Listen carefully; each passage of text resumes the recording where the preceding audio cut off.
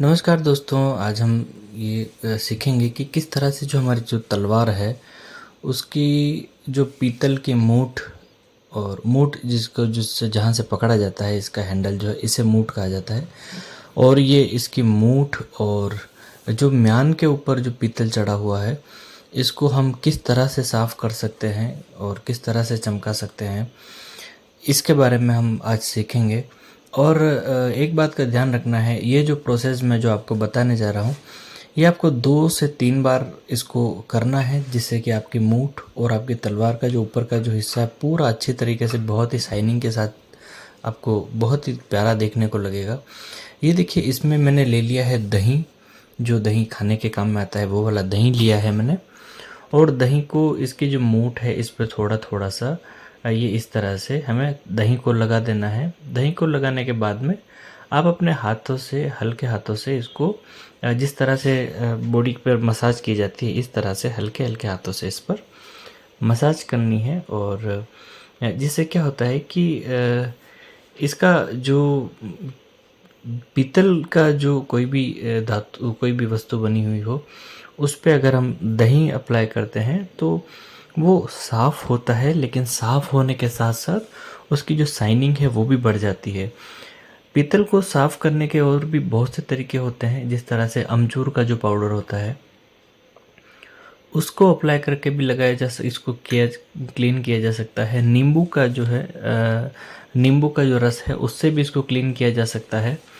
इसके अलावा और भी जैसे पीतल को साफ़ करने के लिए एक पीताम्बरी नाम से हमें मार्केट में मिलता है पाउडर, तो वो पीताम्बरी से भी क्लीन किया जाता है। लेकिन देखिए, यहाँ पर मैं आपको बता देता हूँ कि नींबू से साफ़ करने में और पीताम्बरी से साफ़ करने में क्या परेशानी हो सकती है।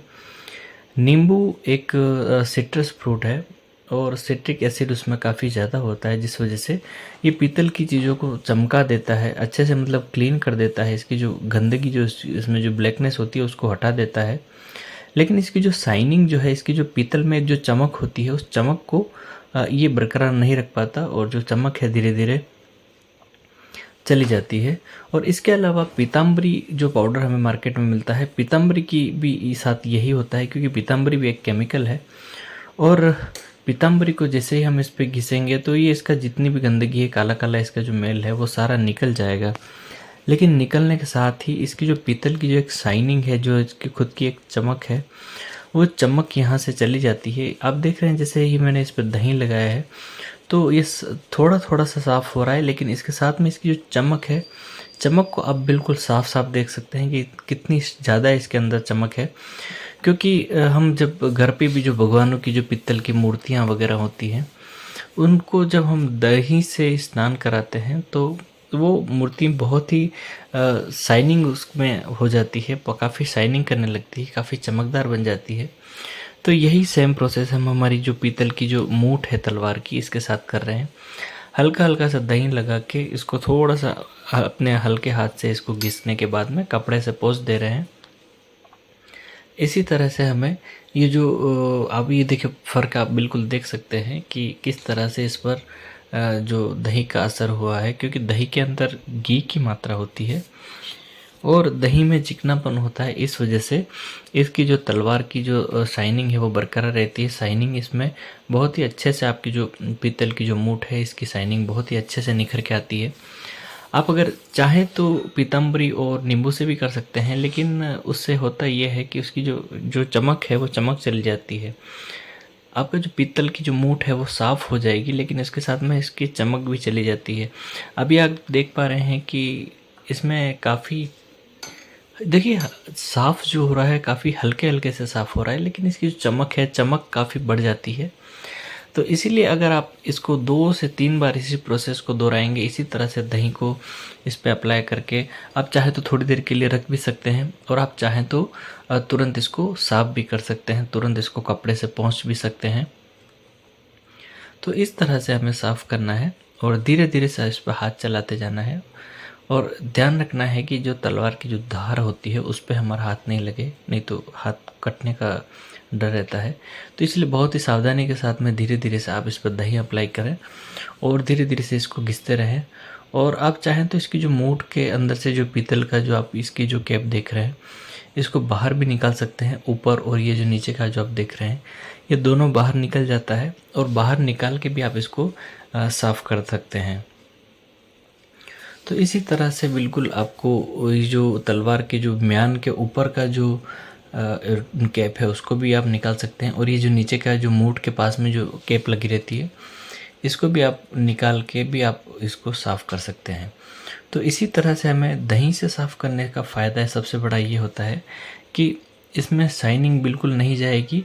और आप चाहें तो जो दूसरे तरीके हैं वो भी आप इस पे यूज़ कर सकते हैं। दूसरे तरीक़ों में जैसे कोई भी खट्टी चीज़ है, जिस तरह से अमचूर पाउडर जो होता है, इसके अलावा पीताम्बरी है और नींबू है या कोई भी सिट्रस फ्रूट है, उससे भी साफ़ हो जाता है। लेकिन दही से जो फ़ायदा है वो मैंने आपको बता चुका हूँ कि इसकी जो शाइनिंग बढ़ाने के लिए दही का उपयोग करें तो वो काफ़ी अच्छे से हम ये देखिए, मैं आपको इसको निकाल के दिखा देता हूँ। इस तरह से हमने इसकी म्यान में से जो नीचे की जो कैप है इसको हमने खींच के निकाल लिया है। और इसको भी हम इसकी जो मूठ है इसको पीछे से पहले हम साफ़ कर लेते हैं, इसका दही वगैरह। और उसके बाद में ये जो कैप हमने निकाली है इसको भी बहुत ही अच्छे से हम पूरी तरह से दही में अच्छे से पूरा इसको डिप कर लेंगे, अच्छे से उसमें दही वगैरह लगा देंगे।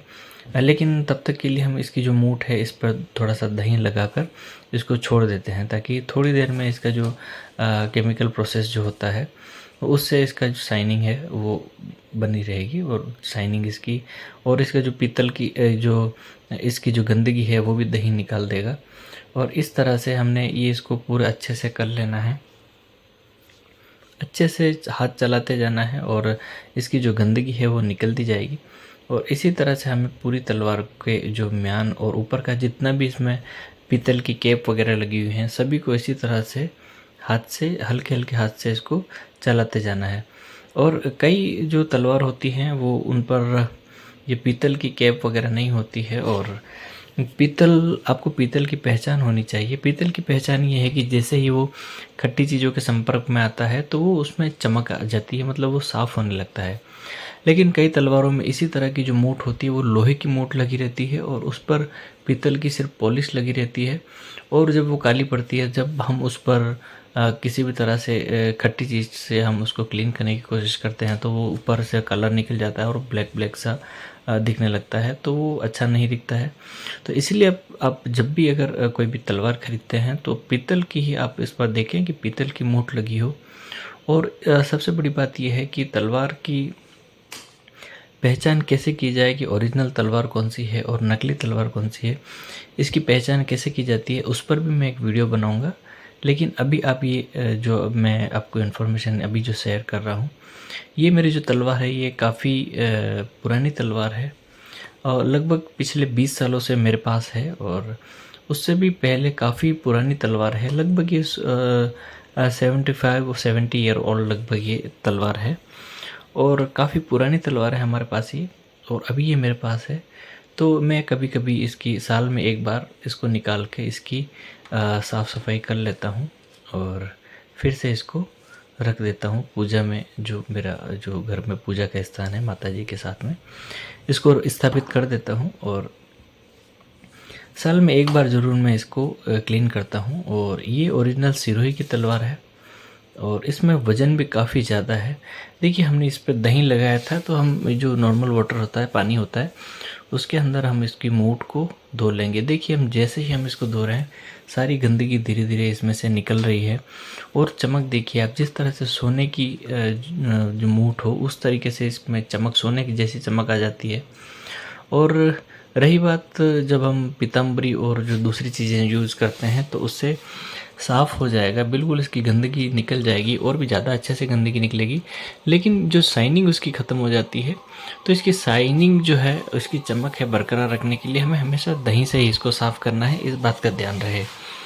और इसको पानी से धो लेने के बाद में अच्छे से इसको किसी भी कपड़े से इसको अच्छे से पोंछ लें, जिससे कि क्या होता है कि पीतल और जो तांबे की चीज़ें होती हैं, अगर उसमें पानी लगा रहता है तो धीरे धीरे हवा लगने से वो थोड़ा थोड़ा सा फिर से काला होने लग जाता है। तो इसीलिए हमें इस पर ध्यान रखना है कि जब इसको हम धो लेते हैं तो धोते ही पानी से और इसको अच्छे से कपड़े से आप इसको अच्छे से इसको पोंछ लें। और इस तरह से ये आप इस तरह से प्रोसेस आप इसका इस पे अप्लाई करेंगे तो ये जो है आपकी तलवार की चमक भी काफ़ी बरकरार रहेगी, चमक भी काफ़ी बनी रहेगी और आपकी जो तलवार है इसकी लाइफ भी ज़्यादा रहेगी, इसकी उम्र बढ़ जाती है क्योंकि टाइम टाइम से अगर इसकी सफाई होती रहे तो इसकी देखने में भी खूबसूरत लगता है और इसके अलावा इसकी जो चमक है वो भी हमेशा बनी रहती है और इसकी जो लाइफ है वो भी बढ़ जाती है क्योंकि साफ़ सफाई अगर नहीं साफ़ सफाई की जाती है और काफ़ी टाइम तक ये ऐसे ही पड़ी रहती है तो उसमें तलवार के अंदर और कटार के अंदर और इस तरह की जो चीज़ें हैं इसमें जंग लगने लगता है और जंग जो है वो तलवार को धीरे धीरे ख़त्म कर देता है और तलवार हमारी बहुत ही कमज़ोर हो जाती है। और तलवार ओरिजिनल और नकली जो तलवार है, असली और नकली तलवार के बीच में क्या फ़र्क होता है, किस तरह से हम उसकी पहचान कर सकते हैं। आपने देखा होगा कि कई मेले या इस तरह की जो जगह होती है वहाँ पे काफ़ी लोग तलवार वाले काफ़ी ऐसे बैठे रहते हैं बेचने के लिए। तो हमें जब इसके बारे में पता ही नहीं कि कौन सी ओरिजिनल तलवार है, कौन सी डुप्लीकेट है, तो इसका जब हमें अगर इसके बारे में जानकारी नहीं होगी, इसका ज्ञान नहीं होगा तो हम ठग लिए जाएंगे बहुत से पैसे देके और हमें नकली जो चीज़ है वो पकड़ा दी जाती है। तो इस पे मैं इस टॉपिक पर मैं एक अलग से एक वीडियो बनाऊंगा जिससे कि हम पहचान कर सकते हैं कि कौन सी तलवार असली है और कौन सी तलवार नकली है। इसकी पहचान किस तरह से की जाएगी उसके बारे में आपको मैं एक वीडियो सेपरेट बना के बताऊंगा। और अभी बात करते हैं, अभी जो हमने तलवार के जो म्यान और इसके कैप को क्लीन किया है तो इसको फिर से कैप को हम इसमें लगा देंगे और तलवार की क्योंकि देखिए जो ओरिजिनल तलवार होती है उसकी एक खासियत होती है क्योंकि तलवार जो है एक देवी का एक अस्त्र है। तो तलवार भी अपने आप में एक प्रकार से एक देवी ही होती है। तो जब भी आप तलवार को अगर म्यान से निकालते हैं तो उसको प्रणाम करके उसको अपने सर से लगा के और उसके बाद में तलवार को बाहर निकाला जाता है म्यान से। इसकी जानकारी आपको होगी और होनी चाहिए। और ये जो हमने अभी मूठ वगैरह इसकी और ये कैप वगैरह क्लीन की है उसके बाद में अच्छे से इसको सेट कर देंगे और सेट कर देने के बाद में आप चाहें तो फेविक्विक से इसको चिपका भी सकते हैं। और क्योंकि मैंने इसको इसलिए नहीं चिपका रखा है क्योंकि कभी कभी इसकी सफाई करनी होती है तो इसको मैं वापस बाहर निकालता हूँ और इस वजह से अभी मैंने इसको नहीं चिपकाया है। तो जब भी हमें सफाई करनी हो तो इसको आसानी से हम इसको बाहर निकाल पाएँ, इस वजह से इस पर मैंने किसी भी तरह का कोई भी फेविक्विक या इस तरह की चीज़ें मैंने नहीं लगाई हैं। और ये इसका जो एक डोरी होती है वो डोरी को इसलिए होती है ताकि म्यान से तलवार ऐसे बाहर नहीं निकल जाए, इसको बांधने के लिए ये डोरी होती है। इस डोरी से इसको तलवार को बांधा जाता है और जिससे कि ये इसकी पकड़ काफ़ी अच्छी रहे, मजबूती से ये बंधी रहे। ये इस तरह से हमारी जो तलवार है क्लीन हो जाती है। और ये देखिए ये हमने जो क्लीनिंग का प्रोसेस पूरा कर लिया है उसके बाद में मैं आपको दिखाता हूँ। और ये जो तलवार मेरे पास अभी है और मेरे पास काफ़ी सारी तलवार अलग अलग जो तरह की जो तलवारें होती हैं वो भी मैं आपको दिखाऊंगा कि तलवारें कितनी तरह की होती हैं। लेकिन उसके लिए अलग से वीडियो बनाना है मुझे क्योंकि अभी जो है काफ़ी लंबा वीडियो बन जाता है तो फिर अपलोड करने में भी दिक्कत रहती है और ज़्यादा लंबा वीडियो को नहीं ठीक लगता है तो इस वजह से मैं अलग से उसका वीडियो बनाऊंगा। अब ये देखें मैंने जो इसको भी क्लीन किया है और इसके बाद में मैंने इसकी जो तलवार है इसके अंदर म्यान के अंदर रख दी है। और म्यान के अंदर रख देने के बाद में ये देखिए इस तरह से काफ़ी खूबसूरत अब हमारी तलवार दिखने लगी है। तो ये जो प्रोसेस है इसको आप ज़रूर आप अपनी तलवार पे अप्लाई कर सकते हैं अगर पीतल की मूठ है तो। अगर लोहे की अगर आपकी तलवार की मूठ है इट मीन्स वो नकली है। और लोहे की मूठ ज़्यादा अच्छी नहीं होती, हैंडलिंग के लिए उसको पकड़ने के लिए अच्छी नहीं होती और देखने में भी ज़्यादा अच्छी नहीं लगती। ये देखिए पीतल की मूठ कितनी खूबसूरत लगती है। दोस्तों उम्मीद करता हूँ वीडियो आपको